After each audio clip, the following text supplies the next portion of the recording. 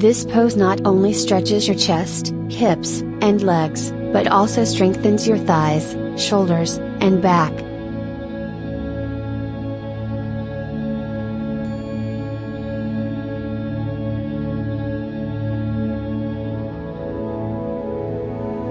Stand with your feet wider than shoulder width apart.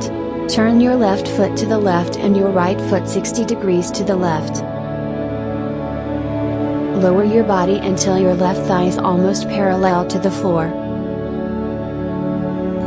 Raise your arms toward the ceiling with your palms facing each other. Don't let your knees go over your toes. Draw your belly in and tuck your tailbone down. Lift your chest. Hold this pose. Keep your hips facing forward and your feet flat on the floor.